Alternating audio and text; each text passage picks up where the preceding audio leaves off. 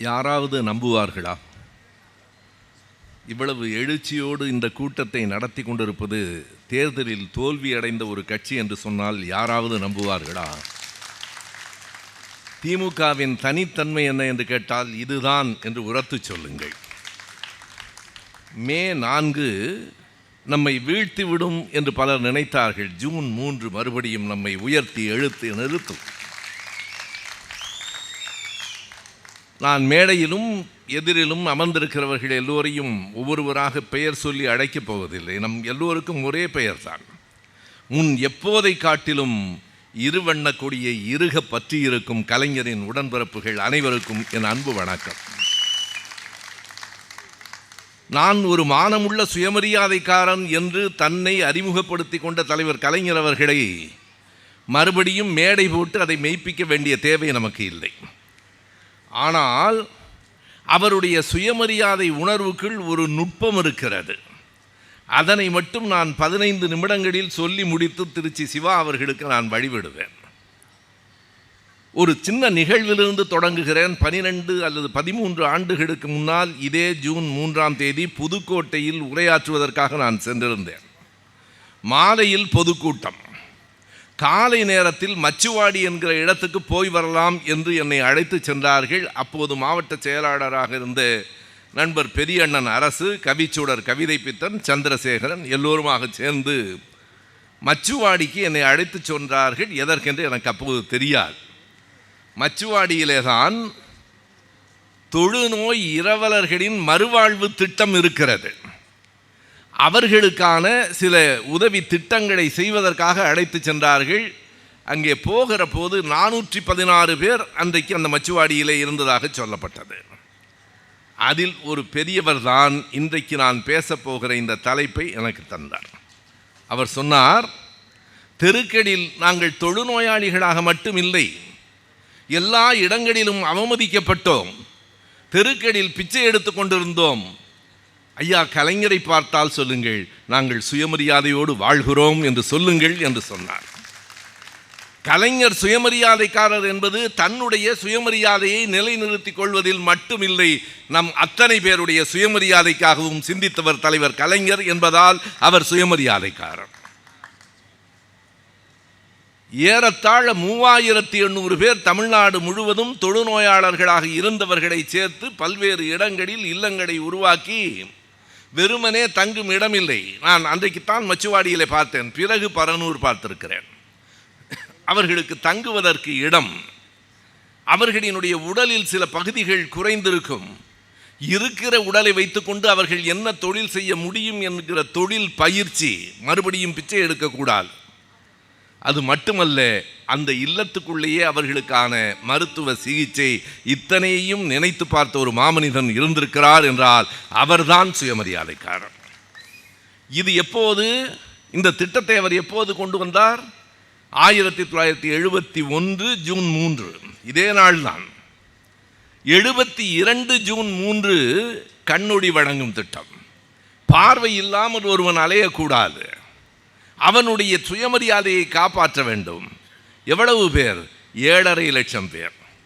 நண்பர்களே, பரனூருக்கு ஒரு முறை இந்திரா காந்தி அம்மையார் வந்தபோது பேசுகிறார், தொழுநோயாளர்களுக்கு ஒரு மறுவாழ்வு திட்டத்தை உருவாக்க வேண்டும் என்கிற எண்ணம் இந்த மனிதனுக்கு எப்படி வந்ததோ தெரியவில்லை என்கிறார், இந்தியாவிலேயே முதன்மையாக. பிறகு 72 7.5 லட்சம் பேருக்கு கண்ணொடி வழங்கும் திட்டம். அதில் 1,07,000 பேருக்கு கேட்ராக்ட் என்று சொல்லுகிற கண்புரை நீக்குகிற அந்த அறுவை சிகிச்சையை செய்தது கலைஞரின் அரசு. 72 ஒவ்வொருவரினுடைய சுயமரியாதையும் அவர் எப்படி காப்பாற்றி இருக்கிறார் என்பதற்காக சொல்லுகிறேன். 73 கை ரிக்ஷா ஒழிப்பு திட்டம். மனிதனை வைத்து மனிதன் இழுக்கலாமா? கம்யூனிஸ்ட் கட்சி ஆண்ட மேற்கு வங்கத்தில் கூட கை ரிக்ஷா இருந்தது. தமிழ்நாட்டிலே தான் முதலில் கை ரிக்ஷாவை அவர் ஒழித்தார். ஆனாலும் என்ன செய்வது நண்பர்களே, மக்கள் மறந்து போனார்கள். கை ரிக்ஷாவை ஒழித்தவருக்கு வாக்களிக்காமல் ரிக்ஷாக்காரராக நடித்தவருக்கு வாக்களித்தார்கள். ரிக்ஷாக்காரராக நடித்தவருக்கு வாக்களித்தது கூட குற்றமில்லை, அவரோடு சேர்ந்து நடித்தவருக்கு வேறு வாக்களித்தார்கள். ஆனால் அத்தனை பேர் சுயமரியாதையையும் காப்பாற்றியது நம்முடைய மானமிகு சுயமரியாதைக்காரர் தான். 74 ஜூன் 3, ஒவ்வொரு ஜூன் 3 வருகிற போதும் ஒரு குறிப்பிட்ட பகுதி மக்களின் சுயமரியாதையை காப்பாற்றியவர். 74 ஜூன் 3 என்று நான் சொல்லுகிற போதே பேராசிரியர் தீபக்கு அது புரிந்திருக்கும். மகாபலிபுரம் போகிற வழியிலே இருக்கிற முட்டுக்காட்டில் மாற்றுத்திறனாளிகளுக்கான ஒரு நலத்திட்ட இல்லம், மாற்றுத்திறனாளிகளுக்கான தொழிற்பயிற்சி கூடம், சக்கர நாற்காலிகள், காது கேட்கும் கருவிகள். காது கேட்கும் கருவிகளை பற்றி சொல்லுகிற போதெல்லாம் எனக்கு ஒரு நினைவு வரும். நம்முடைய நண்பர் மீஞ்சூர் பாஸ்கர் ஒரு முறை சொன்னார், அங்கே இருக்கிற ஒரு தேநீர் கடையில் இருக்கிற ஒருவருக்கு காது கேட்கிற கருவியை வாங்கி கொடுத்தோம். மகிழ்ச்சியாக வாங்கி கொண்டார். ஒரு வாரத்திற்கு பிறகு பார்க்கிற போது அந்த கருவியை காணவில்லை. ஏன்பா அதை காதில் வச்சுக்கலையான்னு கேட்டோம். அவர் சொன்னால், எப்படித்தான் இவ்வளவு சத்தத்தில் நீங்கள்லாம் வாடுறீங்களோ தெரியல, ஒரு வாரம் என் அமைதியே போயிடுச்சு, எடுத்துட்டேன்னார். எனவே மாற்றுத்திறனாளிகள் எல்லோருக்கும், மாற்றுத்திறனாளிகளை, தொழுநோயாளிகளை கலைஞர் எப்படி மதிக்கிறவர் என்பதற்கு ஒரு சின்ன செய்தியை இன்று காலை தான் நான் ஒரு நிமிட செய்தியாக நண்பர்களுக்கு அனுப்பினேன். தலைவர் கலைஞர் அவர்களினுடைய நெஞ்சுக்கு நீதி முதல் தொகுதி வெளியீட்டு விழா, அது 75 ஜனவரி 12 நடந்திருக்க வேண்டும். கலைஞர் முதலமைச்சராக இருந்த போது குடியரசுத் தலைவராக இருந்த ஃபக்ருதீன் அலி அகமது அவர்கள் அதை வெளியிடுவதாகவும், அன்றைக்கு ஆளுநராக இருந்த கே ஷா அவர்கள் தலைமை வகிப்பதாகவும் இருந்தது. ஆளுநர்களை எப்போதும் நம்ப முடியாத போல இருக்கிறது. அப்போதும் நம்ப முடியவில்லை. ஆளுநர் யாரோ சிலர் மூலமாக சில செய்திகளை அனுப்பினார். குடியரசுத் தலைவர் வர இயலாது என்று கடைசி நேரத்தில் சொல்லிவிட்டார். ஆளுநரும் கலந்து கொள்ளவில்லை. அந்த புத்தகத்தை தயாரித்த தினமணி கதிர் பதிப்பகம் கொஞ்சம் தடுமாறிற்று. கலைஞர் சொன்னார், கலங்க வேண்டாம், யார் வெளியிட்டால் என்ன, புத்தகம் தானே. வெளியிட்டு விடா எப்படி நடந்தது தெரியுமா? 75 ஏப்ரல் 30 தலைவர் கலைஞர் அவர்கள் முதலமைச்சராக இருக்கிறார். விடி இழந்தோர் சங்கத்தினுடைய தலைவர் நல்ல தம்பி என்பவர், பார்வையற்றவர் தலைமையில் விழா நடந்தது. முகமது அலி என்கிற ஒரு தொழுநோயாளி அந்த புத்தகத்தை வெளியிட்டார். ஒருவர் சக்கர நாற்காலியிலே வந்து சாந்தகுமாரி என்கிற சகோதரி அதை வாங்கி கொண்டார். அதாவது ஊனமுற்றோர் நலத்திட்டம் என்றுதான் 74. அதை கூட 2010 கலைஞர் என்ன நினைத்தார், சொற்களால் கூட காயப்படுத்தக்கூடாது, சொற்களால் கூட அவன் சுயமரியாதையை சுரண்டக்கூடாது, அவன் உடல் ஊனமுற்றமில்லை, மாற்றுத்திறனாளி என்று 2010 மார்ச் 1 அறிக்கை விட்டு அறிவித்தவரும் தலைவர் கலைஞர் தான். மாற்றுத்திறனாளிகளை கொண்டு ஒரு முதலமைச்சரினுடைய புத்தகம் வெளிவந்தது என்பதை எங்காவது கேள்விப்பட்டிருக்கிறோமா? அவர்களின் சுயமரியாதையை அந்த இடத்தில் நிறுத்தி காட்டியவரும் அவர்தான். 73, பிறகு 74, 75 ஒவ்வொரு இடத்திலேயும் ஒரு ஆதரவற்ற பிள்ளைகளுக்கான கருணை இல்லம். ஒவ்வொரு ஆண்டும் அவர் செய்திருக்கிற ஒவ்வொரு செயல்கள் அவருடைய பிறந்த நாளில் நம்முடைய சுயமரியாதையை காப்பாற்றுகிற செயல்கள். அதற்கு பிறகுதான் இங்கே பேசுகிற போது நண்பர்கள் சொன்னார்களே, குதிரை பந்தயத்தை ஒழித்தார். குதிரை பந்தயத்தை ஒழித்ததற்கு பிறகு ராஜாஜி அவர்களினுடைய நினைவிடத்தை திறப்பதற்காக வந்த ஜெயபிரகாஷ் நாராயணன் அவர்கள் மேடையிலே ஒரு வேண்டுகோள் வைத்தார். நீங்கள் குதிரை பந்தயத்தை ஒழித்து விட்டீர்கள், லாட்ரி சீட்டையும் ஒழித்து விடுங்கள். ஜெயபிரகாஷ் நாராயணன் ராஜாஜி நினைவிடத்தில் திறப்பு விழாவில் மேடையில் கலைஞரிடம் வைத்த கோரிக்கை கலைஞர் மேடையிலேயே அறிவித்தார், மிக விரைவில் என்று. அடுத்த ஆண்டே தமிழ்நாட்டிலிருந்து லாட்ரி சீட்டும் ஒழிக்கப்பட்டது.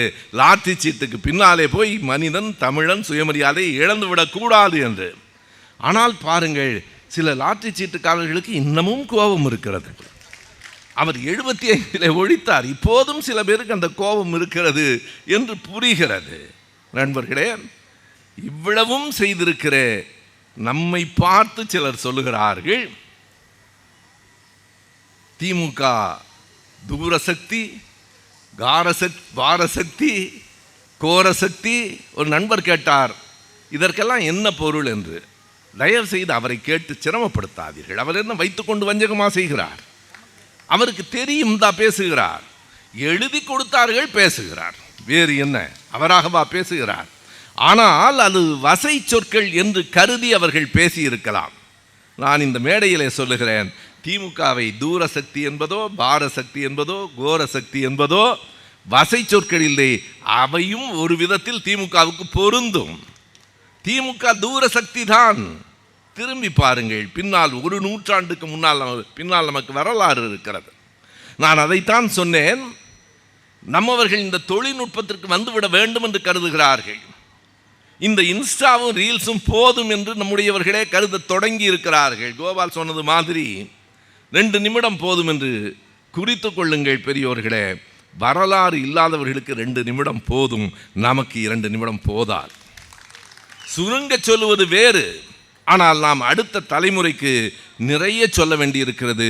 ஒருவேளை சொல்ல தவறிவிட்டோமோ என்கிற குற்ற உணர்வும் நமக்கு இருக்கிறது.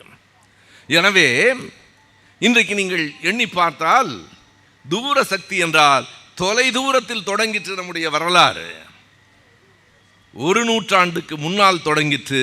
இன்னும் சில நூற்றாண்டுகளுக்கு திராவிட இயக்கம் இந்த மண்ணை வழி நடத்தும். இது ஒரு தூர சக்தி தான். யார் இல்லை என்று சொன்னார்கள்? அவ்வளவு தொலைதூர பார்வை எங்களுக்கு உண்டு. பிறகு பாரசக்தி என்கிறார்களே. பாரம் என்றால் கனம் என்று பொருள். இந்த மேடை கனமானது நண்பர்களே.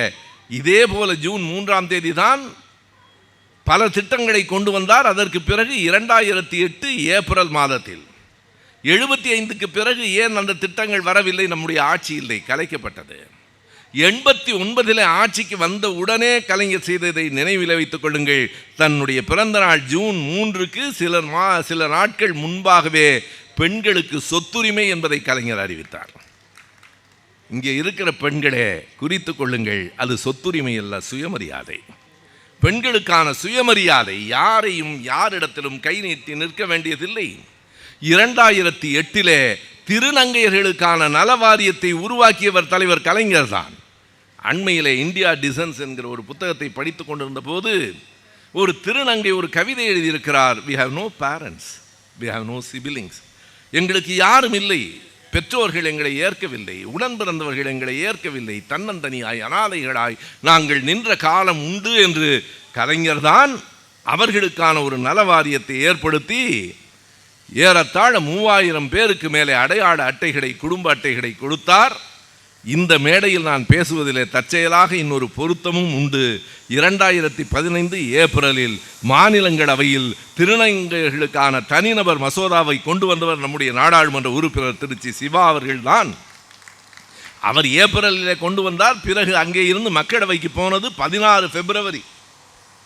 அது இடபிள்யூஎஸ் ஆக இருந்தால் இந்த அரிய வகை ஏழைகள் இருக்கிறார்களே, உயர் ஜாதியிலே பிறந்து அவர்கள் ஏழைகள் என்கிறார்களே, அவர்களுக்கான இடஒதுக்கீடு 4 நாட்களில் நிறைவேறிற்று.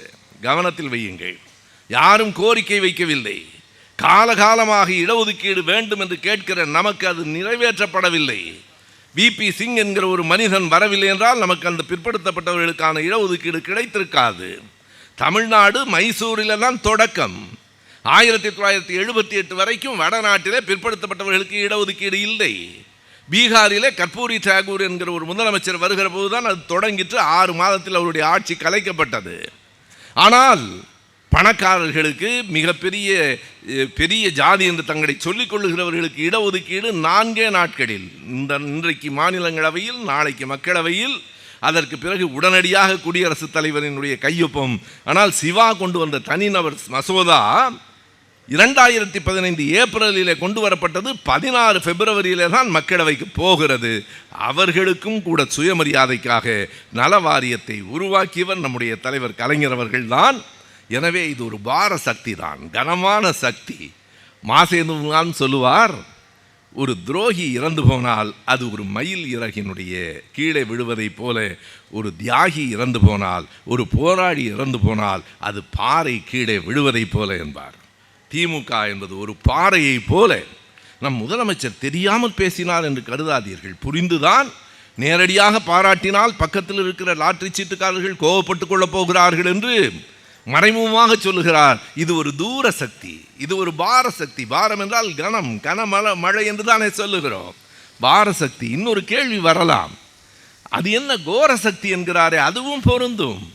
கலைஞர் ஒரு முறை சொன்னார், எவனாவது சாதியின் அடிப்படையில் ஏற்றத்தாழ்வை கற்பித்தால் கட்டை விரலோ தலையோ காணிக்கை வேண்டுமென்று இன்றைக்கு எவரேனும் கேட்டால் அவன் பட்டை உரியும் சுடுகாட்டில் அவன் கட்டை எறியும் என்று பாடியவர் நம்முடைய தலைவர் கலைஞர். கோரசக்தி தானே. எவனாவது மக்களை பிரிக்கும் சனாதனம் ஒழிக்கப்பட வேண்டும் என்று நம் எதிர்க்கட்சி தலைவர் சட்டமன்றத்தில் பேசினால் அவர்களுக்கு கோரசக்தியாகத்தானே படும். திமுக ஒப்புக்கொள்ளுகிறோம். இன்னமும் ஒரு முறை உரத்து சொல்லுங்கள். திமுக தூர சக்தி தான், திமுக வார சக்தி தான், திமுக சாதியால் மக்களை பிரிக்கிறவர்களுக்கு கோர சக்தி தான். முதலமைச்சர் அவர்களே, முடிந்தால் அடுத்த கூட்டத்தில் இன்னொன்றையும் சேர்த்துக் கொள்ளுங்கள். ஏழை எளிய மக்களிடம் அன்பு காட்டுகிற ஈர சக்தியும் திமுக தான். திமுக என்றால் உங்களுக்கு அடுக்குமொழிக்கும் பொருந்தி வருகிறது, இல்லையானால் அவர் ஒப்புக்கொள்ள மாட்டார். அது பாரசக்தி, கோரசக்தி, ஈரசக்தி என்று அதையும் சேர்த்து கொள்ளுங்கள்.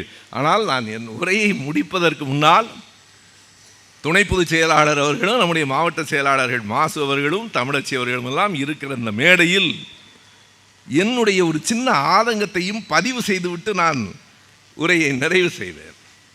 நாம் ஈரசக்தி தான், எதிரிகளிடம் கூட அன்பு காட்டுகிறவர்கள் தான். கலைஞர் தான் அதையும் நமக்கு சொல்லி தந்தார். என்னை கடலில் தூக்கி எறிந்தாலும் நான் களமாகத்தான் மிதப்பேன், கவிழ்ந்து விட மாட்டேன், நீங்கள் ஏறி பயணம் செய்யலாம் என்றார். அதை சரியாகவோ தவறாகவோ புரிந்து கொண்டு நம்முடைய அண்மையில் ஒரு நிகழ்ச்சியை நான் எல்லா தொலைக்காட்சிகளிலும் பார்த்தேன். மாமன் சீர் கொண்டு போகிற நிகழ்ச்சி, தாய்மாமன் சீர் கொண்டு போகிற நிகழ்ச்சி. இவ்வளவு பெருந்தன்மையா என்று எனக்கு தோன்றிற்று. ஏனென்றால் நம்முடைய மாவட்ட செயலாளர் முன்னாள் அமைச்சர் யார் வீட்டுக்கு தாய்மாமன் சீர் கொண்டு போகிறார் என்றால், இது பெரியார் மண் இல்லை, பெரியாரே மண் என்று சொன்னவரின் வீட்டுக்கு, அண்ணா கலைஞரின் நினைவிடங்களை இடிக்க வேண்டும் என்று சொன்னவரின் வீட்டிற்கு, இன்னமும் சொன்னால் கள்ளக்குடி கொண்ட கருணாநிதி என்னும் பாட்டை கள்ளத்தனம் கொண்ட கருணாநிதி என்று பாடியவரின் வீட்டுக்கு, ஆரிய கடப்பாறை கொண்டு திராவிட கோட்டையை இடிப்பேன் என்று சொன்னவருக்கு தாய்மாமன் சீர் கொண்டு போகிற அளவுக்கு எவ்வளவு பெரிய உள்ளம், எவ்வளவு பெருந்தன்மை. நண்பர்களே, நான் கொஞ்சம் சின்ன புத்திக்காரன், எனக்கு அது கிடையாது. கலைஞரை படித்தவன், அண்ணாவை படித்தவனுக்கு நான் உண்மையிலேயே தாய்மாமனாக இருந்தாலும் சாகும் வரை பகையாடியாக இருப்பேனே தவிர ஒரு நாளும் உறவாடியாக இருக்க மாட்டேன். இதுவும் சுயமரியாதையின் ஒரு வடிவம். நன்றி, வணக்கம்.